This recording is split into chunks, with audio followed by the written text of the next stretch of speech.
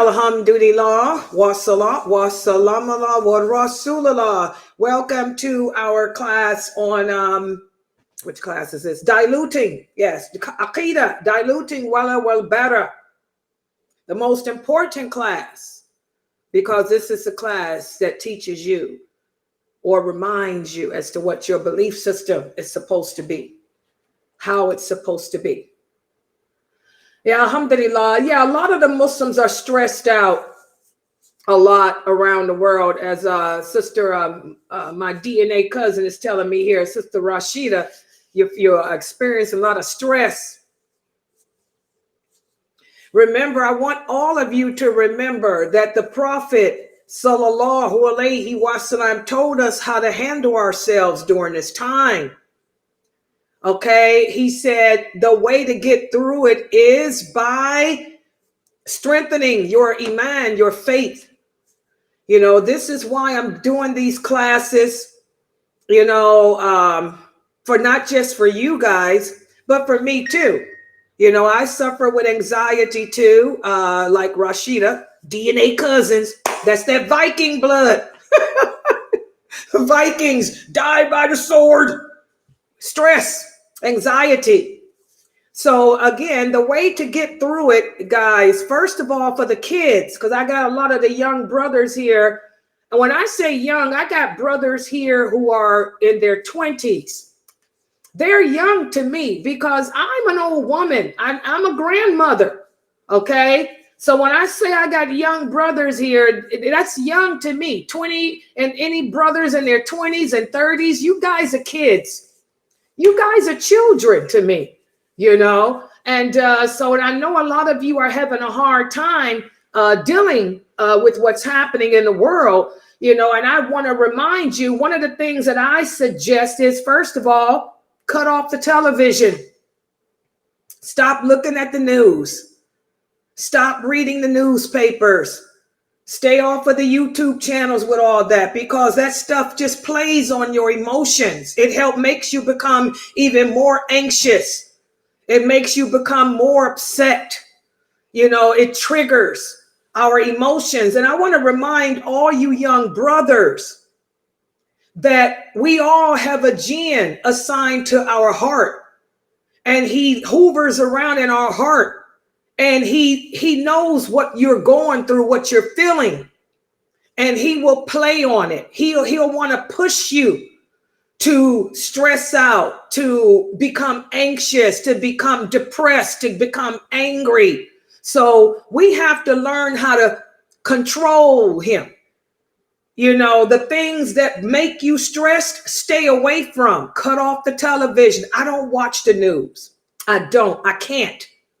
Because I'm a sensitive person anyway, okay? When I watch TV, what do I watch? Y'all know all I watch is HGTV, the History Channel and stuff like that, okay? I stay away from that other stuff. Or I'm going to watch, if I want some action, some drama, I'm going to watch vampires, because I know they don't exist.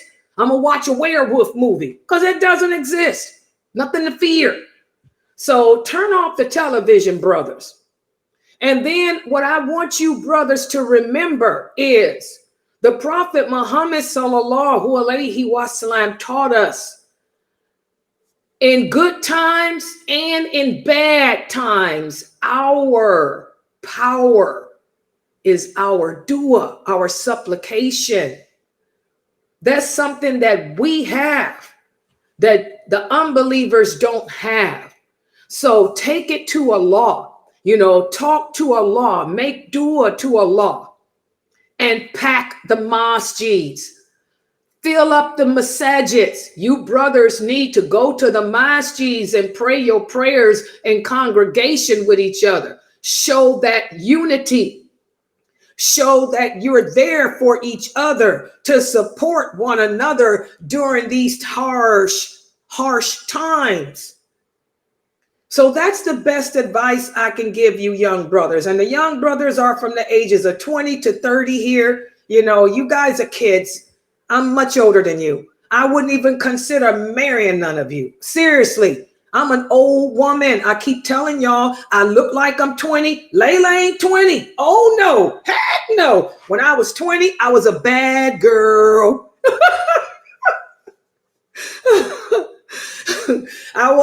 When I was 20, I was a bad girl.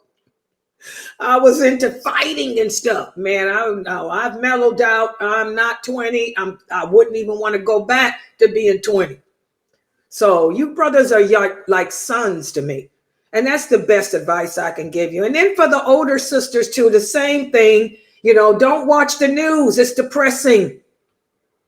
Don't read the papers. It's depressing. Instead, fortify your iman. Come to these classes here. All my classes are designed to strengthen your faith and also give you the knowledge, you know, to handle your trials with dignity and with humility and balance. And that's what I'm doing too, you know, because like I say, this is hard for all of us because we're all one nation. When one of us hurts, all of us hurts. Okay, we all feel it, you know, and it's going to affect us all eventually, real soon. And let's just pray that we have the patience, the humility, and the dignity that those Muslims have. Then we can handle it when it comes our way, because it's going to come our way real soon. All right, let's get started here. It's my advice to you young kids. Yes, brother, I'm not in my 30s. I'm much older than you. I'm your grandmother. Consider me your great-grandmother. Hello, not your age. It's a nice compliment, but you're kids. You guys are children. Okay, let's get started. We've been studying from the book entitled Diluting, Wal Bara, and I'm hoping that everyone here has the book now. Like I put on the advertisement here, you can get it at Amazon.com. The book is written by Sheikh Karim Abu Zaid. Okay. This is the second of his trilogy on Aqidah, or our belief system. This focuses on the part of the Shahada in which we're declaring our allegiance to Allah, our allegiance to the Prophet Muhammad sallallahu alaihi wasallam, and our allegiance to each other and this religion. And this is where we have fallen short as Muslims. Y'all know I'm getting ready to talk about it. I got 3 text messages as I was speaking. I'm getting ready to talk about it now. Right now, as we're sitting here, do y'all know that there are some masajids here in America that are celebrating Halloween? Oh, yeah. They just don't call it Halloween night. They're calling it game night at the masajid. Bring your children. Let your children dress up in different costumes. We have a movie, we got popcorn, we got candy, and even apple bobby. Pathetic. One of the sisters here told me that her masjid is doing that. And she approached the imam, her and her husband, and they asked the imam, isn't this the same as what the Kafirs are doing with Halloween? He said, well, no, not really. We're trying to give the children something to look forward to, because it's a little bit unfair that our Muslim children, you know, don't get to participate. So we're just doing this so our children don't feel left out. This is what her imam said when she and her husband approached him. And I'm assuming this is what they're all saying that's doing. The ones that are participating in this crap, the imams and the masajids here in America that's doing this crap, I guess that's the excuse they all got. Okay? This is wrong. This is haram. You know, you're sending out mixed messages to your children. You're telling the children that as Muslims, we're supposed to separate ourselves and distance ourselves from that which contradicts our faith unless a Muslim does it. This is wrong. Shame on you, brothers, for doing that. And for the sister who contacted me, she's one of my regular students, don't go to that masajid anymore. I wouldn't. I'd find a better masajid to go to, a better masjid to go to. This is where we've come. We've lost their Muslim identity, and our children don't have it either. Well, today we're going to speak about some solutions that we can incorporate. What can we do to change this? What can we do to bring ourselves back under the true umbrella of Wal Bara? What can we do to correct the problem? What can we do to get back on track and alleviate this anger that Allah has for us and replace it with something better? Well, let's put the PowerPoint up on the screen, because that's what we're going to talk about today. And I want everyone to get their books out. We're still on chapter 13 of the book, and we're beginning with the section that speaks about factors that lead to misplaced Al Bara, because this is a chapter that goes into the solutions. So go start at the part that says factors leading to misplaced Al Bara, or misplaced distancing. Okay. As we've been discussing for the past couple of weeks, the neglect of Al Bara's principles within the Muslim community has become apparent, like today. All these masajids celebrating Halloween, just calling it game night.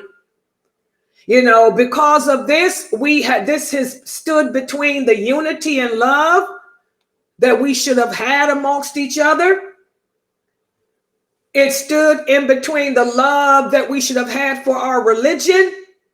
You're making your children grow up hating being a Muslim, okay? Feeling deprived, feeling like they're missing out on something. Okay, so it's all about changing this. How can we change it? But in order to change it, in order to come up with the solution, we have to, again, key in on the causes. Again, weak faith and neglected education of our religion is the cause. Weak faith and lack of knowledge. This is what leads to disregarding the principles of distancing. We have to cultivate love and loyalty for our religion, for Allah, for the Prophet, sallallahu alaihi wasallam, and for ourselves.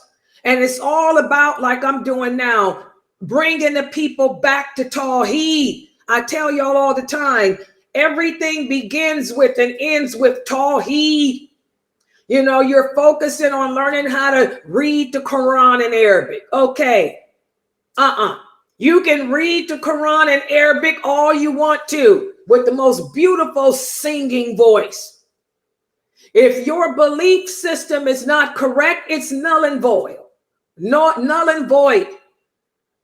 Anyone who dies upon a belief system other than Islam, none of their good deeds are accepted. Not your Quran recitations, none of that. Okay? So we have to educate ourselves, educate our families, educate our children, of the truth of Islam, educate them correctly, learn the true belief system. Okay, and not all this watered down Islam. And also external ideologies and external cultures that contradict our way of life. This is what leads to erosion of the principles of Wal Bara. And this is what we've done over the years. As we talked about yesterday, we've allowed external ideologies and external cultures the cultures of different societies that contradict Islam. We've allowed them to impede upon us, and we've lost ourselves. We lost the true Islamic identity as a result. So it's not too late to change this, though. We're going to have to separate those secular influences and conflicting ideologies from Islam. Again, the only way this can be done is by educating yourself of this religion and educating yourself correctly. You have to find a bona fide, qualified teacher. One of the problems that American Muslims have is they think that just because a person is an imam, that person's a scholar. Imam just means leader, a person to lead you in prayer. That's it. There's a lot of imams, but I don't know any that's a real scholar here. So we have to be very careful of that. You know, just because a person is the leader of the community doesn't mean that he's all knowing. Doesn't mean that he's knowledgeable. You have to find the true people of knowledge. And we talked about does Islam define a person of knowledge? This is a person that has knowledge and understanding of the meaning of the Quran. And the only way anyone will understand the meaning of the Quran is by learning the hadiths, learning the sunnah. So you have to find bona fide people, not people that can sing the Quran by heart. There's millions of Muslims that can sing the Quran by heart, but ask them what they're saying. They don't know what they're saying. They just memorize how to sing the Quran. Okay? You have to find people that are bona fide, who can explain the meaning based on the hadiths, not based on fatwa, not based on Imam Malik, not based on Ibn Taymiyyah, but based on what the Prophet said and how the companions understood it. Y'all understand that? And that's hard to find, because most people that teach this religion, either they're following a madhab, or they're following a certain sheikh, or they're following past scholars. You don't hear them referencing the companions. You don't hear them referencing the wives of the Prophet. You don't hear them referencing none of them. You hear them referencing others. So that's hard. But Allah makes it easy. Allah says anyone who is sincere in learning this religion correctly, Allah will guide you to the proper source. So if you are sincere in wanting to learn Islam correctly, Allah is going to guide you. Looks like he guided y'all here to this website. Y'all sitting in here now. Okay? But there's a lot of people that are not guided because they're not sincere in wanting to learn the truth. They want to just learn bits and pieces of Islam. They don't want to hear the truth, such as how we have to dress, how there is no feminism, no need for feminism in Islam because we're already liberated. Okay, so again, everything begins with seeking the proper, correct knowledge of this deen. And then we have to follow not the example of the four imams, not the example of your scholars, not the example of Ibn Taymiyyah and the early scholars either. We have to follow the example of the Prophet Muhammad sallallahu alaihi wasallam. When we neglect his example and his companions, this weakens our commitment to Islam. We have to study the lives of the Prophet and his companions and try to emulate them, your role models. I tell you Muslim sisters all the time, because this is another innovation that appeared in the early 2000s in America. This so-called life coach. What's a life coach? I'll tell you what it is. Y'all want to know the real meaning? A life coach is a Muslim that wants to be a scholar and pretended to be a scholar, but he or she got caught up. They couldn't explain the religion correctly. So after being broken down and exposed to being the fraud that they are, they created this title called life coach. Well, I'm not going to call myself a scholar no more. I'm not going to call myself a person of knowledge anymore. I'm just going to be a life coach and coach you on how to get through your marital problems, because I have a bachelor's degree in psychology, or I have a PhD in sociology, or I got a physical ed degree. That's how they emerged. Okay? And I tell you, there's no life coach. The life coach for the Muslim is Muhammad ibn Abdullah sallallahu alaihi wasallam. That's our life coach. There is nothing you can do to coach me. My prophet coached me. He taught me how to handle myself in good times and bad. He coached me as to how to get over my depression. He coached me on how to handle anxiety. He coached me on how to call upon Allah. The life coach for the Muslim is supposed to be the Prophet Muhammad sallallahu alaihi wasallam. Period. Dot. And then the Prophet Muhammad sallallahu alaihi wasallam trained mentors for us. Not only is he our life coach, his companions are our mentors in life. And I'm proving that to you guys when I'm doing the story of the female companions. Look at how Aisha radiallahu anha is a life, how she is a mentor and how to have a successful marriage. Look at Salama. Look at Habiba. Look at Qala. Look at Hakam. You know, the Prophet sallallahu alaihi wasallam had left behind many mentors that can help us in our growth. So what do I need?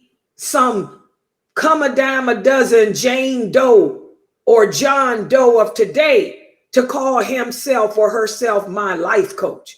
My life coach is the Prophet Muhammad, and I got a bunch of mentors.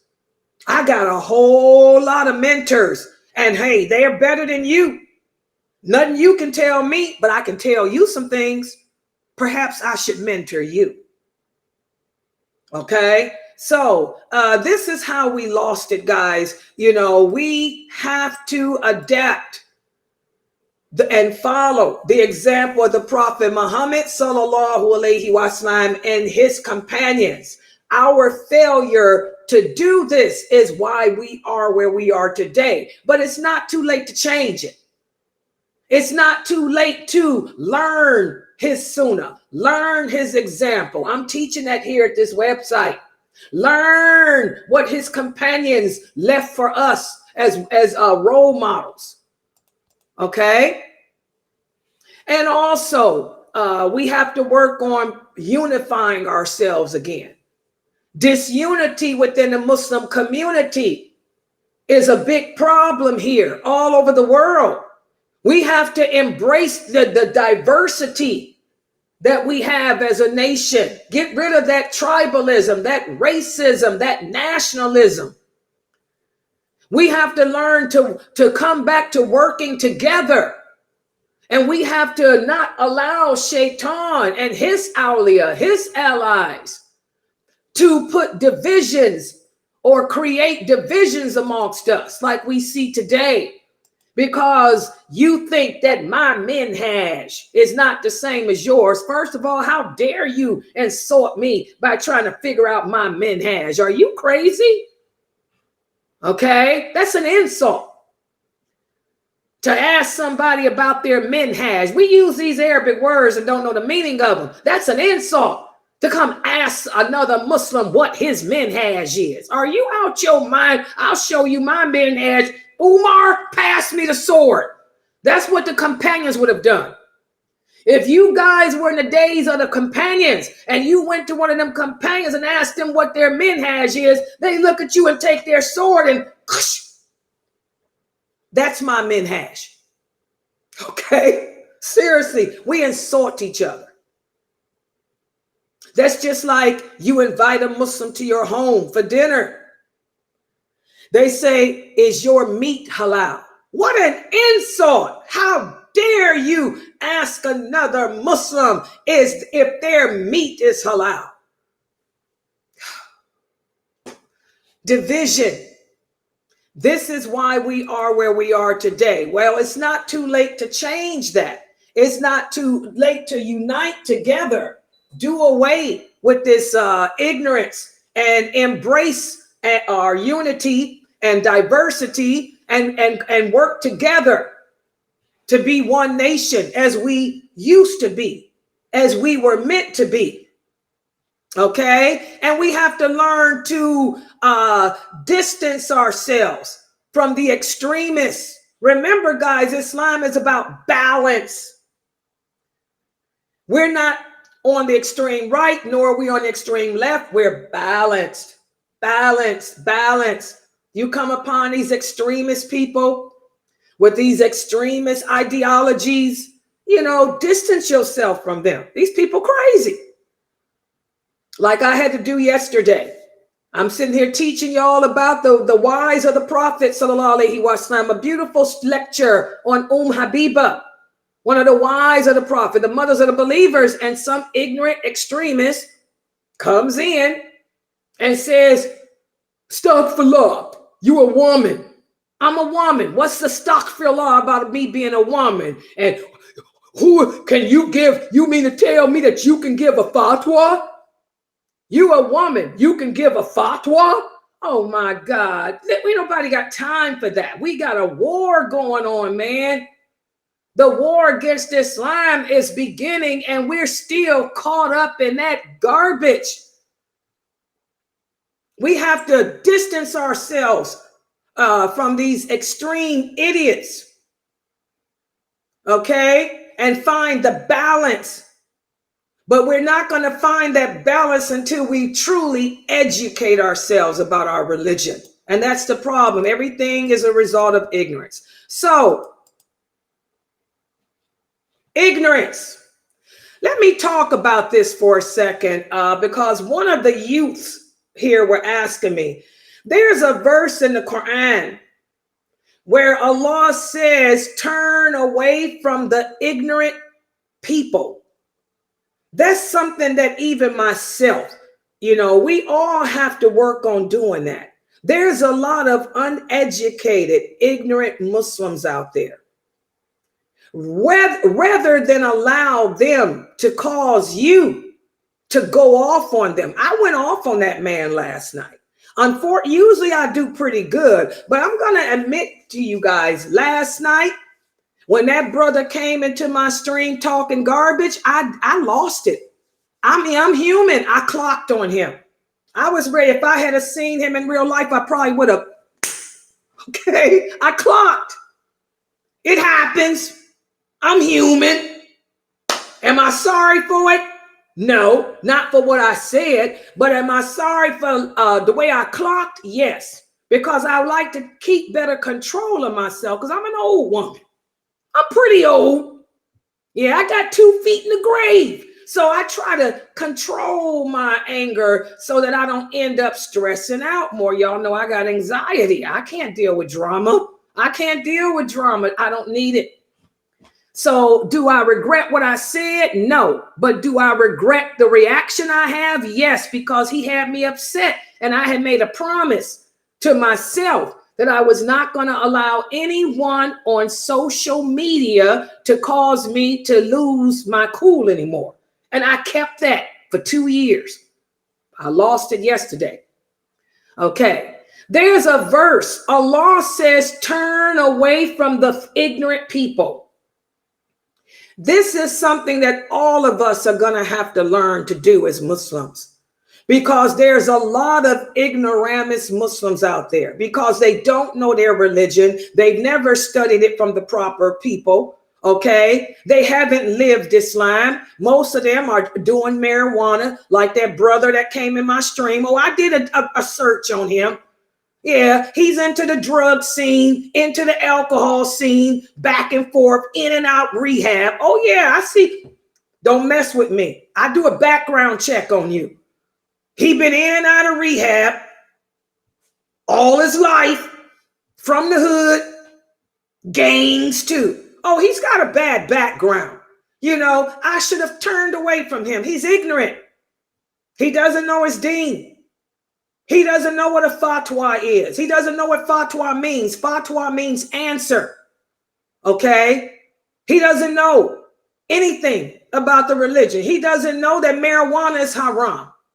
He doesn't know that alcohol is haram. So what I should have done was just turned away from this person. Kicked him out. I should have just went on and kicked him.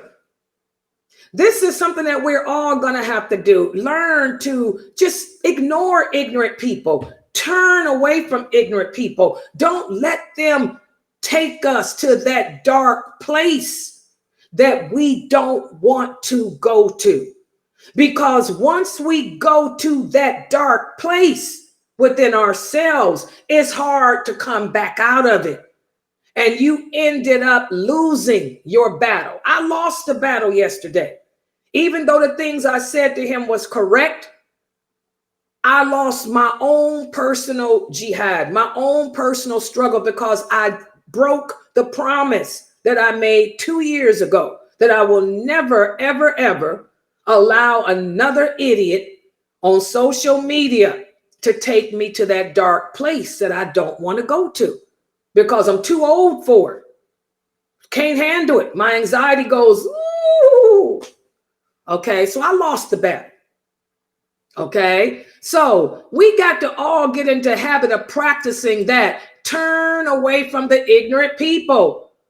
You know, don't indulge them. Don't give in to them. Don't argue with them. Just look at them for what they are. Lost Muslims, uneducated Muslims. Make dua for him. Ask Allah to guide him to the true knowledge. Ask Allah to guide him to true understanding of the deen, and then kick him out and keep it moving. Again, it's about prioritizing our Islamic principles, guys. Islam is all about changing the condition of yourself.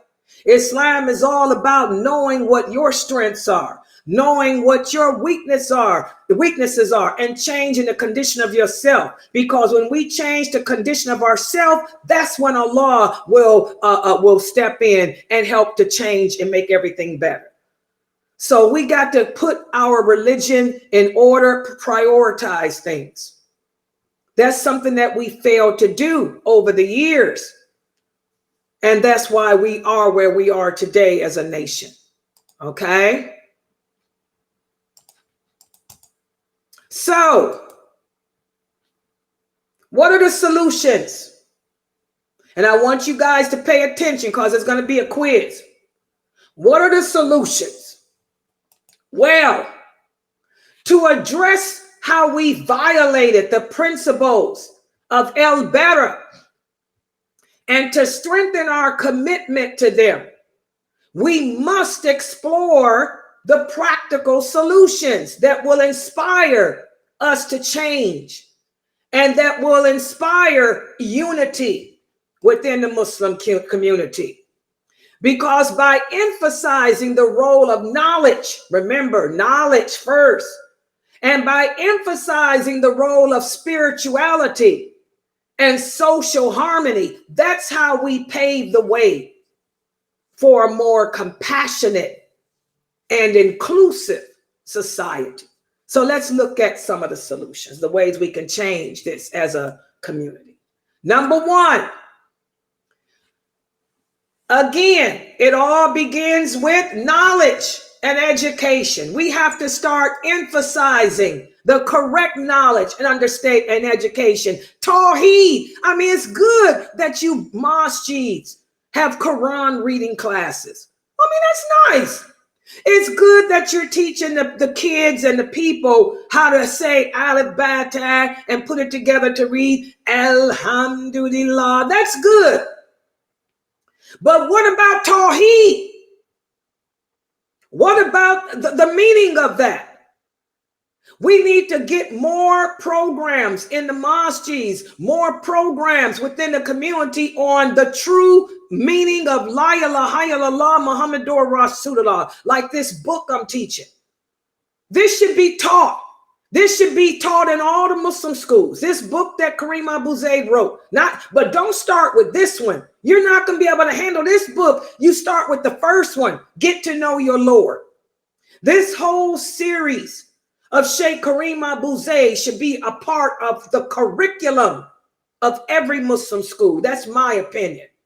Because this is the best book broken down in English that I have encountered as a teacher, as a daya. I've been teaching Islam for over 35 years. This is the best in English I have found so far. Okay? You start with get to know your Lord and then go to this book. This should be the curriculum. You know, we got to, again, prioritize the children. The Muslims need to know what it means to believe La ilaha illallah Muhammadur Rasulullah. If I were to ask the average Muslim, they can't tell me what it means. They don't give me the right answer. They'll start calling off the articles of faith, the pillars of Islam. They don't mention nothing about allegiance because they don't know that. They weren't taught that. And they don't understand what allegiance entails.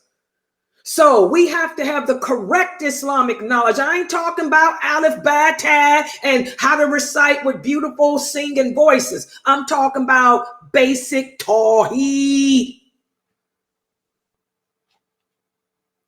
and the sunnah, the hadiths. I ain't talking about Imam Malik's view. I ain't talking about Ibn Taymiyyah's view. I'm talking about grassroots Bukhari Muslim hadiths, like I grew up with learning. I was never taught no method, Imam Malik or no grassroots. Come to the mosque. We getting ready to break this down, starting with chapter 1, Bukhari. Okay. The rest of it is in the Bible.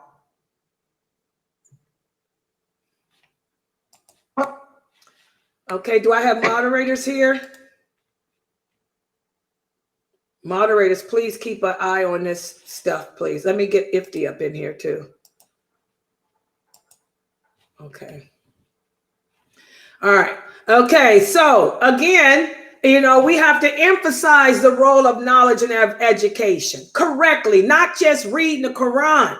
No, it's got to be basic tawheed. This book that we're learning from should be a part of the curriculum of every mosque, every Muslim school in America. That's my opinion.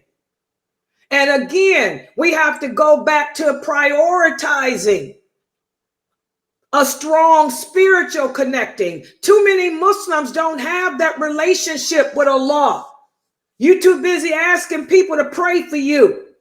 We need to reinforce that every Muslim should have their own personal ibadah with Allah. Every Muslim should have their own personal relationship with Allah where you can talk to him. And you talk to him in whatever language you speak. We got to stop telling people that Allah only speaks Arabic. Who said that? We have to stop telling people that Allah doesn't understand nothing but Arabic. Are you insane? Whatever language you speak, you better get a relationship with your Lord and call upon him and talk to him. Sit down and have one-on-ones with him. This is how you develop love for him and trust for him. Okay? And then teach the children and the other Muslims what Allah likes. Allah loves for us to pray, to fast, because these are things we do for him. And these things help to strengthen our devotion to him and our commitment to him and to his prophet, sallallahu alaihi wasallam. So again, it's not too late to change. Emphasize the role of the correct knowledge. Emphasize how important it is for us all to have our own personal relationship with Allah, because that relationship with Allah will lead to personal growth. We have to understand, one of the things that I teach my students here, I teach them to compare themselves from one Ramadan to the next. Ramadan is the month of change. Ramadan is the month of mercy. Ramadan is the month of growth. Each Ramadan that gave you a whole year, you should be able to look at yourself and see growth. Do I have my bad emotions under control now? What other areas I need to work on about myself? You should be able to measure yourself from this Ramadan to the previous and the last one to see personal growth, personal commitment, a stronger commitment to Allah and to this religion. Have I learned things this year that I didn't know last year? Or am I still in the same stagnant condition this year that I was in last year? Okay, so we can change by doing that. That's a solution. Also, another solution is to promote unity. You know, get rid of this nationalism, this racism, this tribalism. You know, we're brothers and sisters in faith. We need to learn to work harmoniously. When you sisters have get-togethers, don't just invite the Arab women over because you're Arabic. Invite the non-Arabic women. Invite the Somali sisters over. They got the best food anyway. Y'all missing out on some good eats. You know, you're going to have a get-together with the sisters at the mosque. I'm not going to just limit it to my Bosnian sisters. I'm going to invite the African Americans. I'm going to invite some of the Asians. I'm going to bring in some of the Arabs. I'm going to bring in from Pakistan too, some more good food. We're going to have a potluck at my house, a get-together. We're going to tear down the walls of racism. And I'm going to work on trying to bring diversity back. Bring back the Sunnah. Bring back diversity.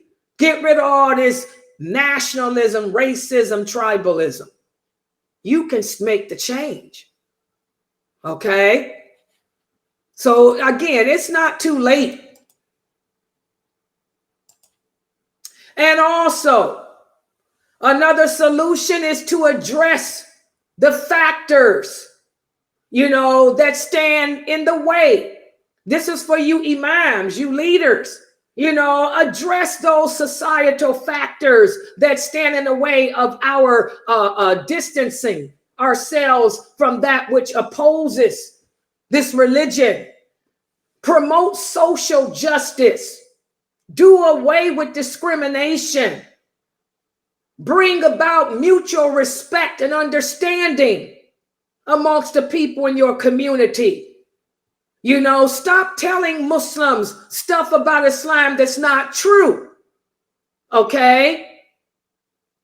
Initiate dialogues and supporting initiatives that will promote fairness within your communities. Okay? So these are some of the things that we can do to bring about change. It's not too late. But is this stuff going to happen? That's the question. So now let's see. I'm going to give you guys a quiz. I'm going to give you guys a quiz to see how well you understood what we've talked about today. Here's the first question. Who can give an example as to how external ideologies and cultures that contradict our Islamic teachings have eroded our commitment to Wal Bara? I'm trying to make it. Can y'all see I'm making the questions more intelligent? I'm trying to pull y'all up to another level of thinking. Each day, each quiz gets a little bit more difficult, not difficult, but it's going to cause you to think more. You're going to have to think more in each level. I'm pulling y'all up. This is a question of fiqh. This is a question of fiqh. What is fiqh? Fiqh means understanding. Some people say, Layla, you don't do fiqh classes. All my classes are fiqh. What are you talking about? That's all I teach is fiqh. That's why all my classes involve thinking. All my classes are detailed that involve you have quizzes which show that how you have to pull it out of your heart what you know. So who can give us an example as to how external ideologies and cultures that contradict Islamic teachings have led to this distancing that we have today? I can think of a bunch. Go ahead, start us off. The words are too big. I did this on purpose. Y'all gonna have to look at the meaning of these words. That's over 4 letters. I use big words on purpose because this is how most people speak, y'all. Let's get it.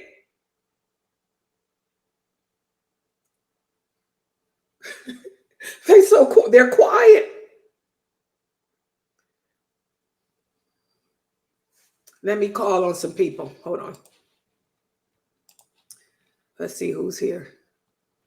Okay, let's start at the top. Amina Fresno, wake up. Mina Fresno, this is easy. You can give about 15 examples that I can think of. Give me an example as to how external ideologies and cultures that contradict our way of life have eroded our commitment. I know it sounds... Well, Halloween is one. Hello, tell them, Fresno, break it down. We've at the point where we want to follow people down into a hole. Mm-hmm. But anyway, you know, the idea of this Halloween thing, the culture of Halloween, we're trying to compensate for this with our kids. So basically, I'm just gonna speak for me. That's basically the kids. We got the kids in the schools with the people that's doing the Halloween stuff.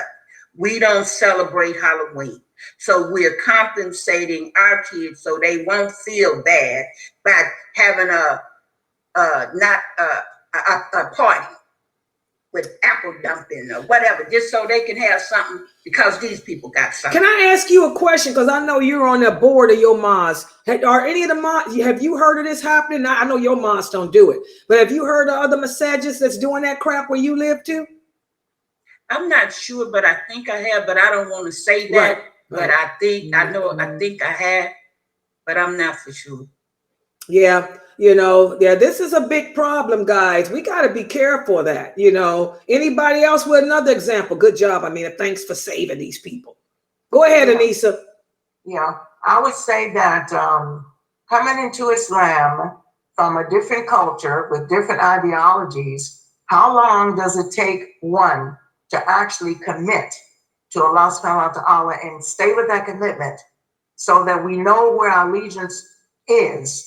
But sometimes we fall back into the world, not necessarily meaning to, but watching the videos or looking at the news and so forth. Those things touch our hearts and can take what we have promised to Allah, the commitment that we made to our Lord, it can just vanish.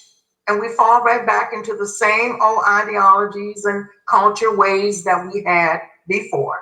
It's very difficult, very hard to stay with the allegiance with Allah. Very difficult, very hard. Yeah, this is why I'm always telling you guys, only the strong survive. This is why the Prophet sallallahu alaihi wasallam said the strong believer is more loved by Allah than the weak one. The weak ones are the ones that succumb to this cultural crap. The weak people are the ones that succumb to this stuff. They succumb to the drugs. They succumb to the alcohol. They succumb to the sex. They succumb to the dress code and all of that. We have to, we got to strengthen Strengthen our children. Okay, let's see what else we got. Yeah, sister, somebody banned you because you was on your microphone. I didn't. Okay, don't worry, sister. Geechee, when after the class, I'm gonna reboot the server and then you'll be able to get in. But they banned you because you came in on your mic 3-4 times. I'm about to teach them how to kick out without banning. But that's okay. I'll take the ban off after the class. Okay, let's see. Let's look at the next question. Hold on. Uh-oh. I forgot where. Oh, how do I do it? I got so many windows. I'm sorry. Here we go. Where's my where's the wait a minute. Where's the PowerPoint? I lost the PowerPoint, y'all. Here it is. Hold on. That was the first question. Okay, here's the second question. Hold on. Let me take it to that in the slideshow.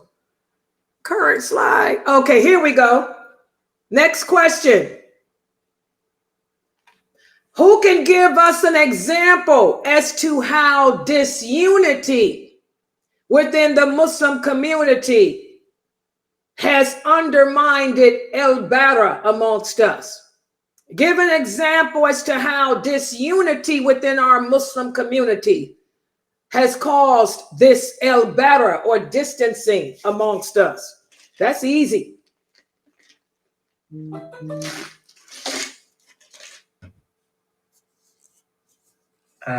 By people falling back into their cultural ways. Like I've been seeing lately, people posting, I'm so thankful that I'm so proud to be a Palestinian, or I stand with Palestine, or I stand with Israel. Just those cultural flags people are standing behind. You know, for those of you who don't know, let's talk about it for a second. Where's my baby? Wait a minute. I got, I'm not talking about none of you brothers. Hold on. This is what I'm talking about. Here's my baby. I forgot. Sister Ifti.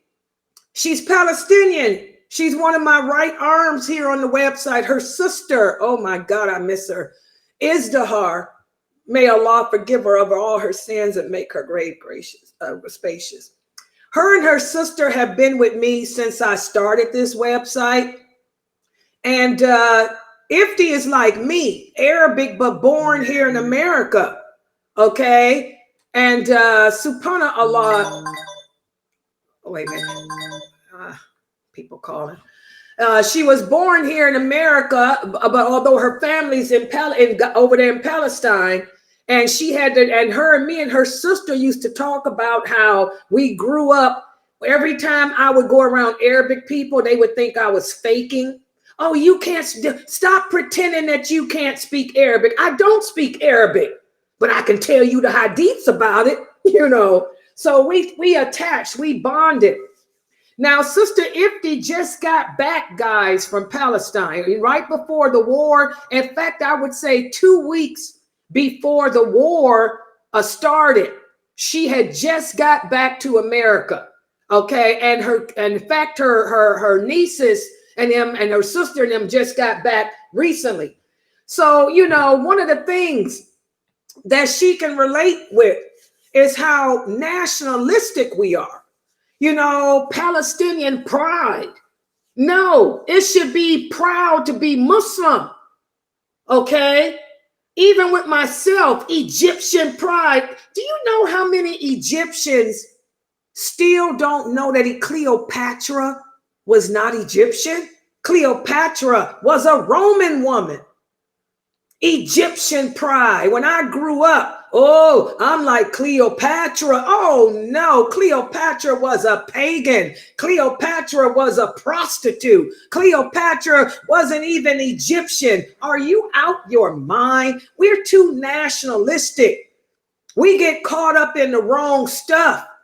You should be proud to be Muslim, not proud to be Palestinian, not proud to be Egyptian, not proud to be Kuwaiti. One of my other friends, Abdul, she said a lot of the Muslims, she's Kuwaiti. She said a lot of the Muslims where she lived in Kuwait, proud to be Kuwaiti, proud to be Kuwaiti. You know, what about Islam? What about Islam? That should be our pride. We should all be proud that when Allah ran his hand across the back of Adam, the souls of Adam's offspring appeared. Allah said, those over there on the right of your offspring will be people of paradise. Those over there on the left of your offspring will be people of hell. Okay? Because of the choices they make. I guide.